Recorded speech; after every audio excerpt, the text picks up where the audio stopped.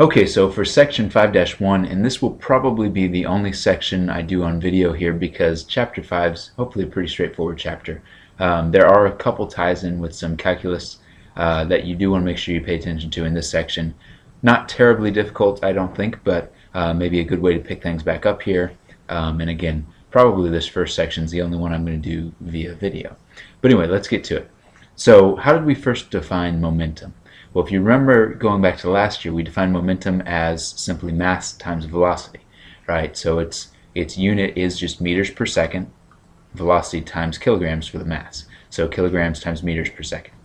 So that's what we're working with for the most part in this section, is just momentum equals mass times velocity. Obviously, we're going to see a number of the relationships that involve with that.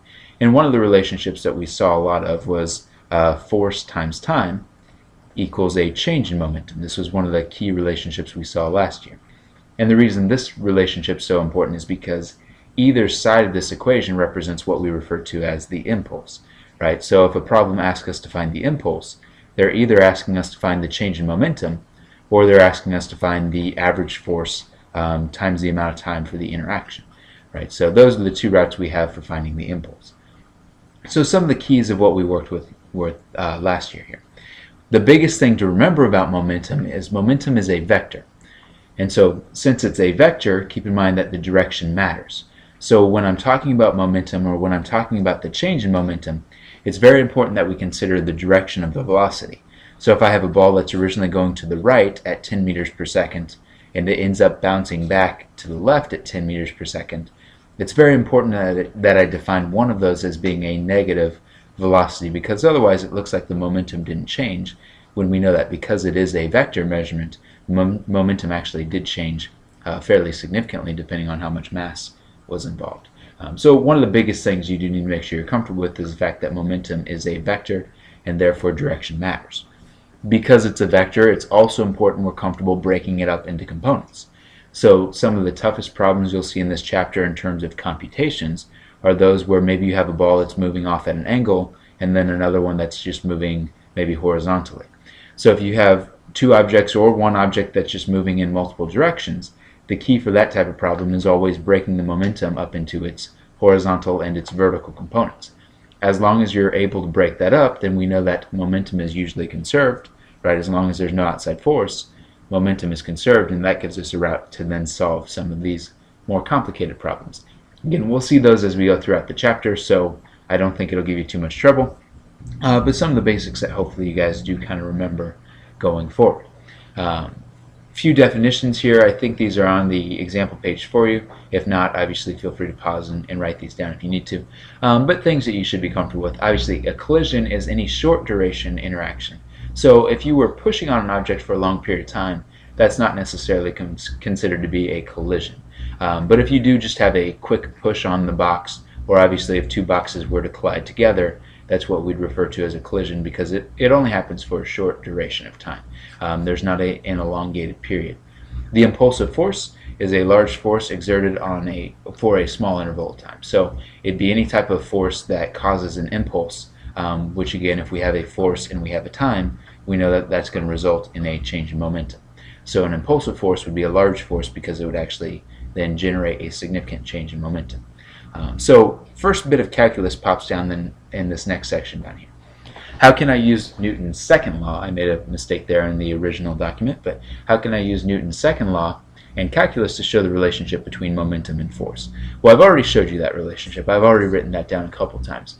But the question I'm asking is basically, how do we get there? How does that emerge from using some calculus? Right? So the key, as we've seen a few times going back to the last few chapters, is if we think of the acceleration as the change in velocity over the change in time, right, or the derivative of velocity with respect to time. So if I break this up and I think of this as force equals mass times dv over dt, and then if I simply multiply both sides by dt, and I integrate both sides, so now I've got force dt equals mass times dv. If I integrate both sides, and I integrate each side with respect to the appropriate variable, then I end up over here on the left-hand side with force times my change in time, right? It's force times time, but it'd be my initial time minus my final time. So force times delta t would equal over here, it'd be my mass times my change in velocity, right? Again, going from the initial to the final intervals. So this is the exact same relationship we just saw above, and it just emerges basically from Newton's second law here, saying force equals mass times acceleration. And if we integrate both sides, we end up with force times the change in time equals mass times the change in velocity. This is not necessarily something that you will have to be able to reproduce. It is very helpful, though, to kind of see where that relationship comes from. And obviously, if they give us graphical representations, it's very helpful to know kind of the relationships as they go back and forth. So it is something I would spend a little bit of time on. Obviously, if you guys have any questions about this, this is probably one of the 2 or 3 new concepts that you guys will see. So if that gave you any trouble, just let me know and I can go into it in more detail as you need to. But anyway, moving on. So let's talk a little bit more about graphs, because you will see a lot of graphs representing momentum. We even saw some of these last year. However, last year, for the most part, the graphs were very linear in structure and shape. Right? Most of the time, the graphs we saw were triangular in shape or were straight lines. Okay, so maybe you saw some graphs that look something more or less like this, representing the momentum and the impulse. And you'll see these graphs again this year as well. But in most real-life situations, in most real-life collisions, the force is not just a nice linear relationship. It actually follows kind of this normal curve type shape. So it compresses a little bit, it reaches its maximum force, and then as it continues to compress, the force decreases a little bit more beyond that. But anyway, let's break down what this graph is representing. Right? So this graph is showing me the force as a function of time. And the first thing, as always, that I want you to think about when you see a graph is think about what does the slope mean and what does the area mean. Right? So what does the slope mean? Well, in this case, the slope would be the change in force, right? Change in force over the change in time, which physically doesn't really mean anything for me, right? Force over time doesn't necessarily translate to a physical quantity, or at least not one we've seen, right? So nothing significant there to worry about. However, if we think about the area, if we think about the integration of this, right, the area underneath that curve, the area would represent the force times the time. So it's my force as a function of time, I should have said, instead of x there, so let's just get rid of that. But it'd be my force times my change in time, and as we've just defined, that's really the change in momentum or the impulse. So the big key here that we need to make sure we're comfortable with is the area of a force versus time graph equals the impulse. So if they ever ask me to find the impulse of a graph or of a function, I need to find the area, which may mean if they give me the function, right, if they gave me the force as a function of time, and I asked you to find the impulse, then we'd find the impulse by integrating both sides, because that's finding the area underneath the curve, right? So I would integrate both sides. I'd use, in this case, it would just be a simple power rule, but that would give me a function that would then represent the impulse as a function of time. So very, very important that we're kind of comfortable with those basic calculus relationships using graphs. Getting into a few more of the specifics with this, right? What if I asked you to find the maximum force? How would we do that? Well, obviously, just graphically, if I look at this, the maximum force up here would represent that peak. Now, in order to find that maximum force, most of the graphs that we'll see for this would be just kind of a triangle in shape. And you'll see an example or two of this as we get into our examples.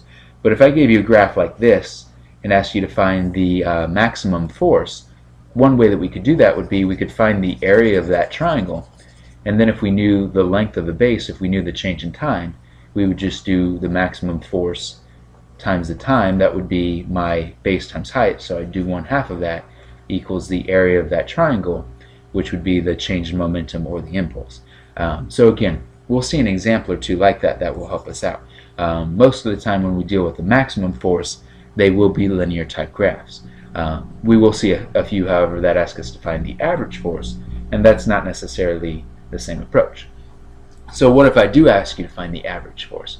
Well, the best way to find the average force, it's actually a little bit easier than what we just did, because the maximum force maybe deals on it being a triangle. Regardless of whether it's a triangle or a parabola or a quadratic shape, something like this, if I ask you to find the average force, it's a lot easier because we know that the average force times the change in time equals my change in momentum. So all I have to do is find the area underneath that curve and then take my average force times the duration of time. So I know they've got the rectangle over here. That's just to illustrate what it's finding.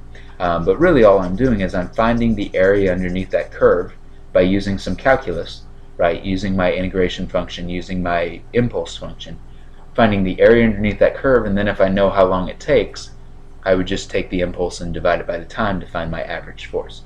So we will see a few examples. I bet it sounds maybe a little bit more complicated right now, but you'll see a few examples that ask you to find either the average force or the maximum force, and I think hopefully you guys will agree that that's a pretty easy task to do, and you guys will see that soon enough when we get to those examples.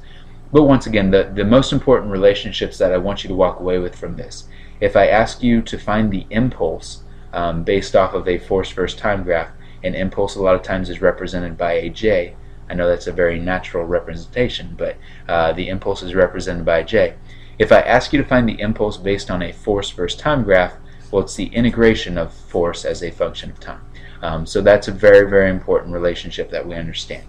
The other one would be going the other direction. If I gave you the impulse, how would you find the relationship for the force? Well, if I gave you a relationship representing the impulse as a function of time, how do we go to the force? Well, the force would be the derivative, right? It'd be the opposite of the integration, so it'd be the derivative of the impulse function. So again, simply if I gave you an impulse function that was maybe something like t squared plus 5, and I asked you to find the maximum force, or to find the force at a certain time, you would simply find the derivative of this function, so you'd differentiate it, and then you would use that function to help you find either the force at a certain time or the maximum force over a time interval. So again, the key concepts here early in this chapter that I want you to be comfortable with are the relationships between impulse and force, how we use calculus to help us out, and how we can interpret it from graphs. But like I said, probably sounds overly complicated right now. I think you guys will agree once we've seen a few of these examples that is not terribly difficult. And anyway, getting to the first example, so example 1. And then what I may start to do a little bit more with some of these videos, just to save me time, because I know that it takes a little while for me to write this down, I'm going to go ahead and leave some of the work on here. If this is something that you guys feel isn't helpful, or if it gets too busy, just let me know and I'll go back to working them out. But hopefully this will save us a little bit of time as we continue to go through these.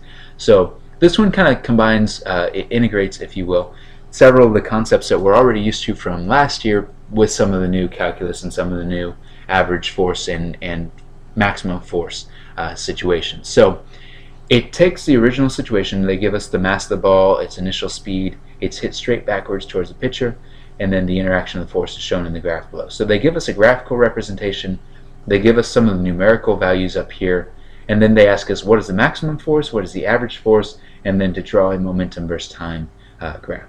So the first part, really, before I even get to part A, the first thing that I did was I used the numerical values they gave me to find the change in momentum. Right? I know the change in momentum would be my final momentum minus my initial momentum. And since momentum is simply mass times velocity, really all I had to do was take my mass times my final velocity minus my mass times my initial velocity and plug in the values they gave me. By far the most important thing that you need to make sure you pay attention to is they tell me that the ball changed direction.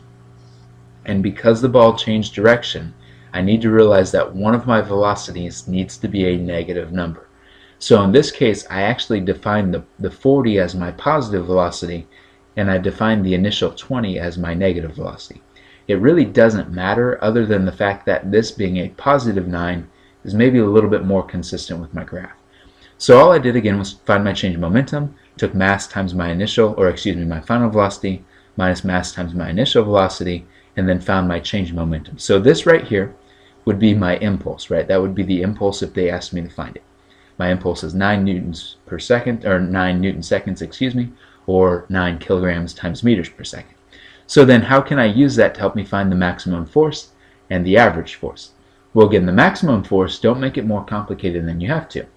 If I realize that this is a triangle, and the area of a triangle is simply 1/2 base times height, I just found the area because I just found my change in momentum, right? The area underneath this triangle is the change in momentum.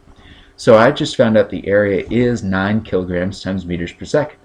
So if I simply set 9 equals 1/2 base times height, and I realize that my base is 6 milliseconds, or 6 times 10 to the negative third seconds, then it's easy enough to find my height, which would be my maximum force. So my height ends up being 3,000 newtons. Okay, so hopefully that wasn't too bad. To find the average force, I do basically the same thing, except I don't use the 1/2 base times height. I just use my impulse and momentum. So I just use that relationship to find my average.